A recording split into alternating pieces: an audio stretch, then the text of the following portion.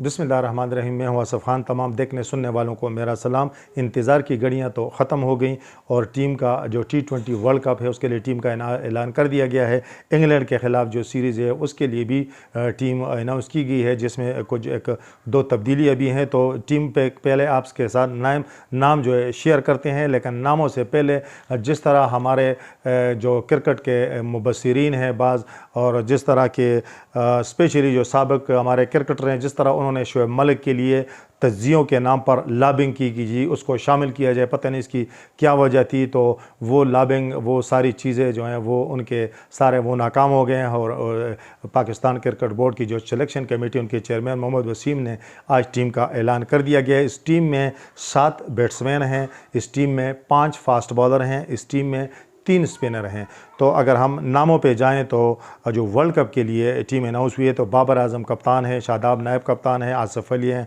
हारिस रऊफ़ है, मोहम्मद हसनैन हैं, मोहम्मद नवाज़ है, मोहम्मद रिजवान हैं, मोहम्मद वसीम हैं, शाहीन शाह अफरीदी हैं, उस्मान कादर हैं, हैदर अली हैं, इफ्तिहार अहमद है, खुशदिल शाह है, नसीम शाह है और शान मसूद हैं। शान मसूद की एंट्री हुई है तो काफ़ी अरसे से ये इसकी परफॉर्मेंस अच्छी रही है, तो इसका बिल्कुल ये हक बजानिब भी थे कि उनको टीम में शामिल किया जाए। तो इंग्लैंड के ख़िलाफ़ जो सीरीज़ है उसमें जो 2 नए चेहरे भी शामिल किए गए हैं, जो 20 सितंबर से शुरू हो रही 7 जो T20 है, इंग्लैंड ने पाकिस्तान आना है। तो उनमें आमिर जमाल मियाँ वाली से उनका ताल्लुक़ है, ऑलराउंडर हैं, मीडियम पेस बॉलिंग भी करते हैं। इब्रार अहमद लेग स्पिनर भी हैं और साथ अच्छी बैटिंग भी कर लेते हैं। इनका ताल्लुक़ जो है पेशावर ज़ल्मी से, पेशावर से इनका ताल्लुक़ है।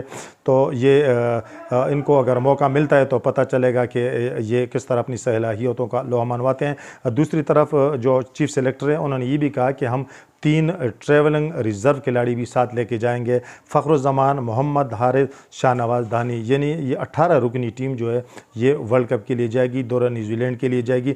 न्यूजीलैंड में भी ट्राई सीरीज़ जो है उसमें हमारी ये टीम ने हिस्सा लेना है। तो यकीनन इस टीम के जो पर बहुत सारे स्पेशली जो एशिया कप हुआ तो उसके बाद बहुत सारे एतराज़ात किए गए और तनकीद भी होनी चाहिए, लेकिन साथ तजवीज़ होनी चाहिए। और लेकिन यहाँ पर हमने देखा कि कुछ हलकों की तरफ से, बल्कि आज ही मैं सुन रहा था सिकंदर बख्श की गुफ्तगू की जी वो मोहम्मद हारिस टीम के साथ है और उसको शामिल क्यों नहीं किया। सरफराज अहमद को, उसकी एवरेज भी ठीक है, लेकिन अब जो चूँकि अब हमारी जो क्रिकेट बोर्ड की पॉलिसी है कि नई खिलाड़ियों को मौका दिया जाए। अगर पुराने की बात होती तो यकीनन फिर शोएब मलिक को भी शामिल होना चाहिए था। और सरफराज की अगर आप बात करते हैं कि उनको शामिल होना चाहिए था, तो उन्होंने मोहम्मद हारिस को एज ए रिज़र्व रखा है, यानी वो जाएंगे तो वो 15 रुकनी स्क्वाड में शामिल नहीं है। फ़खरुज़्ज़मान और शाहीन शाह अफरीदी अभी भी वो इंजर्ड है, वो ठीक नहीं हुए। अगर वो ठीक होंगे तो यकीनन टीम का वो हिस्सा बन सकते हैं। बहरहाल ये तो तनकीद और तजवीज़ साथ दोनों चीज़ें होनी चाहिए। तो सिकंदर बख्श ने कहा कि जी हारिस का ताल्लुक़ कहाँ से है, तो उन्होंने कहा पेशावर से। तो उन्होंने कहा कि जी फिर शोएब मलिक ये कहता है, तो शोएब मलिक की बात नहीं है, ये असल में इस टीम ने परफॉर्मेंस दी है, इसमें कोई शक नहीं है। और अगर आपके पास मुतबादल हैं, या अफसोस की बात यह है कि मैं काफ़ी दिनों से ये सबके तज्ज़िये सुन रहा हूँ, सबकी जो रिपोर्ट्स जो हैं पढ़ रहा हूँ, कोई मुतबादल नाम नहीं देता। सब ये कहते हैं कि फ़लाँ को निकाल लें और फ़लाँ को निकाल लें, और उनके पास नाम एक ही है कि जी आप डाल दें शोएब मलिक को। ये शर्जील का नाम भी लिया गया, लेकिन आपके पास जो है शान मसूद भी ओपनर है, बाबर आजम भी ओपनर है, तो साथ रिजवान भी ओपनर है, शान मसूद भी ओपनर हो गया। शादाब डालेंगे तो आपके पास 4 ओपनर हो जाएंगे, तो आप फिर सारे के सारे ओपनर लेके जाएंगे। मसला ये है कि आपने मिडल आर्डर के लिए मुतबादल तैयार किए ही नहीं है। तो एक बात से मैं सिकंदर बख्श जो है उसका इत्तफाक करता हूँ कि आपने जब से डिपार्टमेंटल टीमें ख़त्म की हैं, तो आपके पास डिपार्टमेंटल 16 टीमें होती थी, तो आपके पास 16 विकेट कीपर। मिडल आर्डर में हर टीम के जो 11-11 अगर 2, 3, 4, 5, 6 तक भी ले जाएं, तो अगर 16 चौके आप कर लें तो 15 चौके 60 और 16 चौके 64 आपके पास ये खिलाड़ी आपके पास सिलेक्शन फिर आसान हो जाती थी। वो उसको आपको ने तबाह कर दिया। वो अभी तक इस हुकूमत ने ऐलान तो किया है, लेकिन अभी तक वो पूरी तरह फ़ाल और बहाल नहीं हो सकी। यकीनन वो बहाल होगी तो आपके पास नया टैलेंट आएगा, तो आप फिर जो है आप कह सकते हैं कि फ़लाँ को निकालें और फ़लाँ को शामिल करें, आपको कारकर्दगी भी नज़र आएगी चीज़ें। आपके पास मुतबादल नहीं है। आपने बहुत सारे एतराज़ात किए, एतराज़ हक़ के, यकीनन उनकी बात में वज़न भी होगा।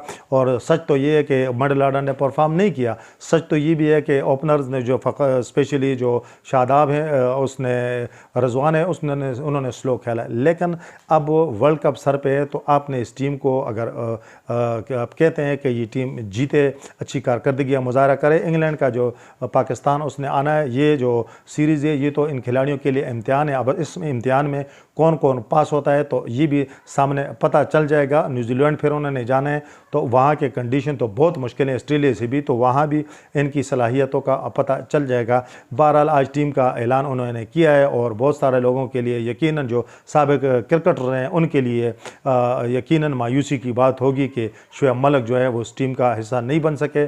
और उनकी सारी कोशिशों और सारी तनकीद के बावजूद आसिफ अली भी इस टीम का हिस्सा है, खुशदिल साहब भी इस टीम का हिस्सा है, और इफ्तिखार अहमद भी इस टीम का हिस्सा है। अलबत्ता जो हकदार था शान मसूद, उसको टीम का हिस्सा बना दिया गया है। अब ये टीम किस तरह परफॉर्म करेगी ये तो आने वाला वक्त भी बताएगा।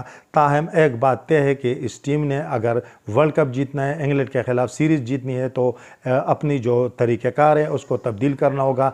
एग्रेशन, बैटिंग में एग्रेशन पैदा करनी होगी। एक दो विकटें गिरने के बाद ये अब प्लानिंग चेंज करनी होगी कि आपने स्लो खेलना है। अगर एक बंदा एक तरफ से विकेट बचाते हैं तो बाकियों को तेज़ खेलना होगा। अब तेज़ खेलेंगे तो ये जो है T20 के जो आपके जो असूल हैं, तरीक़ेकार हैं, ये इसके मुताबिक उसको क्रिकेट तस्वर किया जाएगा। अगर आप स्लो खेलेंगे और अपने फास्ट बॉलर से जो आप उम्मीदें हर रोज़ लगाएंगे कि वो आपके लिए सारी की सारी टीम आउट करेंगे 100 पे, तो ये नामुमकिन होगा। और दूसरी बात वही है कि हमारे फास्ट बॉलर को आखिर में जो है वो रन रोकने होंगे। अब वो अगर पहली बैटिंग या दूसरी बैटिंग की बात नहीं है, बॉलर्स हैं, उन्हें आखिर में रन रोकने होंगे। अगर वो आखिरी 6 ओवर में 70 और 80 रन देंगे तो इस तरह हमारे बैट्समैन जो है फिर वो स्कोर चेस करना फिर इंतहाई मुश्किल होगा।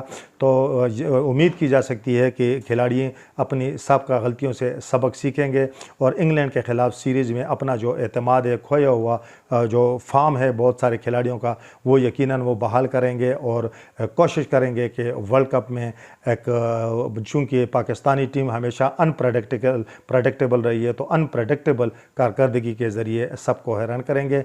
इस वक्त तक के लिए इतना ही। अल्लाह हाफिज़।